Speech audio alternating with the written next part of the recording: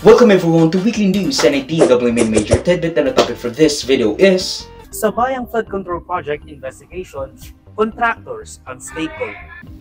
Mr. Chair, Mr. Chair, excuse me, Mr. Chair, because the last time I was here, I was only allowed 2 questions by you, and yet mga kasamahan ko rito bilang respeto sa mga kasamahan ko, they were allowed na 1 to sawa. Dapat maging fair ka, Mr. Chair. Pag sinabi mong 2 questions, 2 minutes talaga, you have to stick with it. You're not being fair, Mr. Chair. I am fair kasi nandito ka sa... No, kasi nung last time, sabi mo sa akin, 2 questions lamang. Sabi mo 1 question. Sabi ko, tinitipid mo ako, sabi mo 2 questions. And now, pinapayagan mo kahit na ilang questions. Be fair, Mr. Chair. And psych, part 2 lang to ng ating walang hangganang Blue Ribbon Committee at mga investigation sa Kamara at sa Senado sa mga flood control projects with too much grandstanding. Okay? Too much grandstanding at virtue signaling ng mga kunyari walang ninakaw or walang corruption. Because sa susunod na eleksyon, kailangan nila ng boto. Ilan ang ghost projects ninyo dyan? This is on the process of validation, Your Honor. That's true. Well, this is information that we have received, Your Honor. And the contractor, allegedly, Wawaw Builders, correct? That's correct, Your Honor. Who is the owner of Wawaw Builders? Mark Alan Arevalo. Meron mga figures dyan, huwag nyo ako lulukuhin dito. Yeah. Labas nyo kung magkano yung in-award nito sa Wawaw Builders, mga ghost projects. Kadiri kayo. Mr. Chair, 5,971,811,600. In Bulacan alone. Tinanong ni Akbayan Representative Chal Jokno ang isa sa mga top flood control project contractors whether nagbigay siya ng donasyon sa kanino mang opisyal. And his answer, of course, it's pretty obvious. And wala naman siya magagawa, hindi siya pwede magsinungaling. Pero the person na kanyang dinonatean ng 30 million pesos ay walang iba kundi si Top Flood Control Project Insertion Specialist, Senate President Cheese Escudero noong 2022 national elections nang tumatakbo siya for re-election. In the last elections, last 2 cycles of elections, 2022 and 2025, kayo po ba ay nagbigay ng donasyon sa sino man na kumandidato, whether local or national, sa huli mga eleksyon? 2022, Your Honor? Yes. Yes po, Your Honor. Kanino po yun? Kay Senator Cheese po. Senator Cheese Escudero. Yes po. Aside from Senator Escudero, may I know if there have been other candidates for either national or local positions that you gave donations to? Wala na po, Your Honor. And more or less, magkano po daw ang inyong na-donate sa kampanya ni Senator Cheese? 30 million po. 30 million pesos, yes. This was during the time that you already had government projects. Is that right? Ano po? Sorry, Your Honor. Noong panahon na yun, kayo ay meron ng mga proyekto o kontrata sa gobyerno? Yes po, since 2009 po.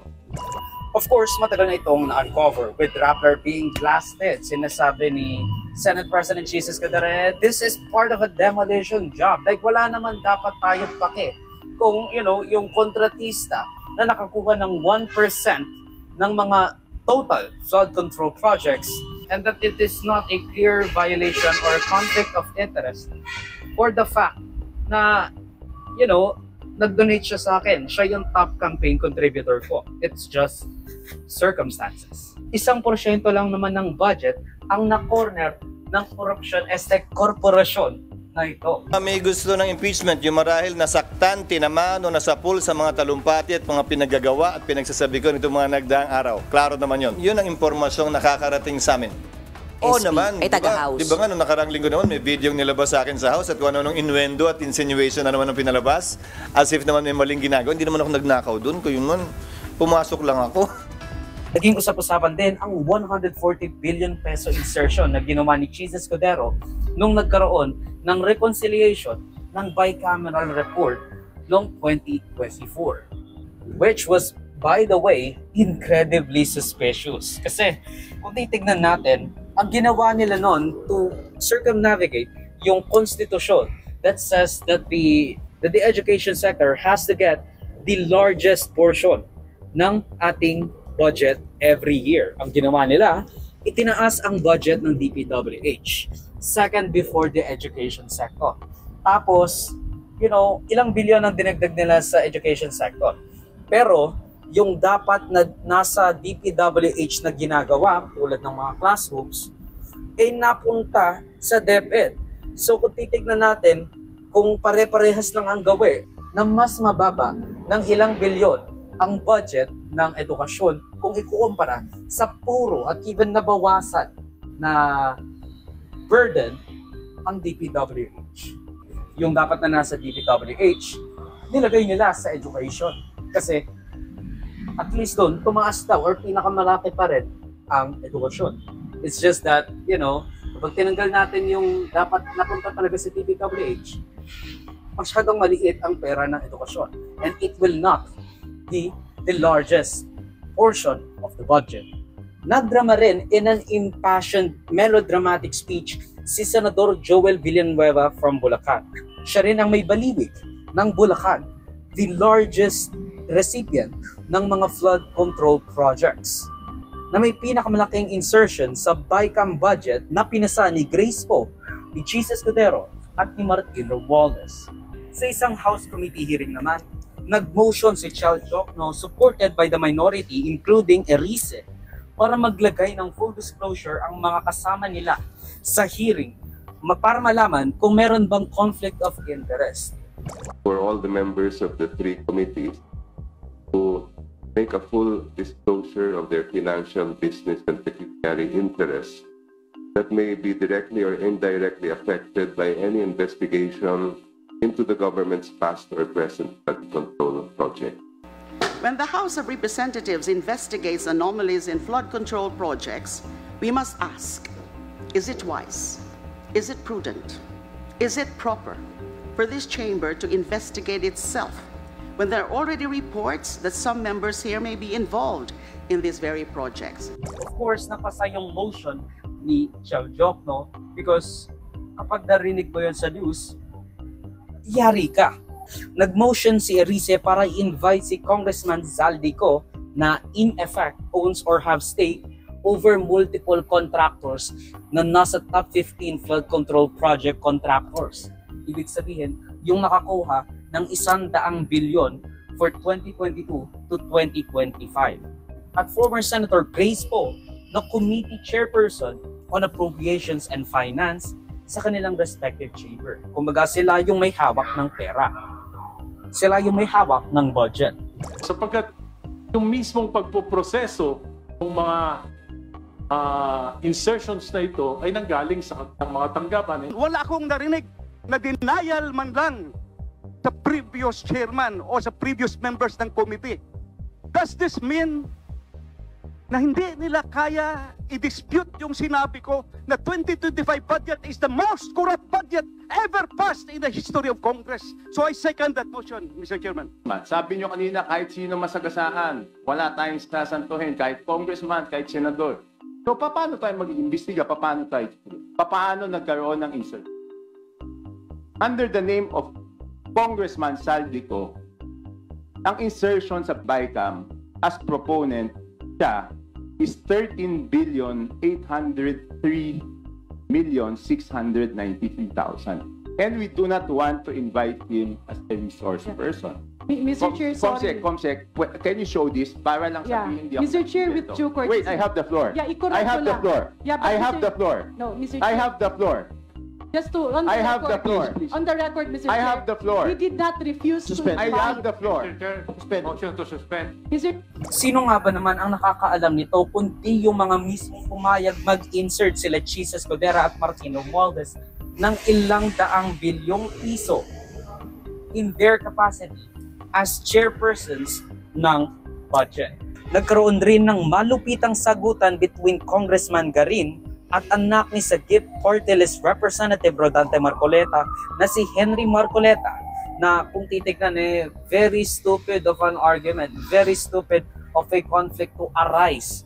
Kasi kung isipin mo, masyadong madrama si Garin. Ang nangyari kasi, may itatanong sana si Garin, pero nag-raise ng point of order si Henry Marcoleta dahil raw natanong na ni Congressman Egay Erice yung tinanong ni Garin. Kanina nga, may mga natanong si Sec Laila, may mga tanong si Kong Erice.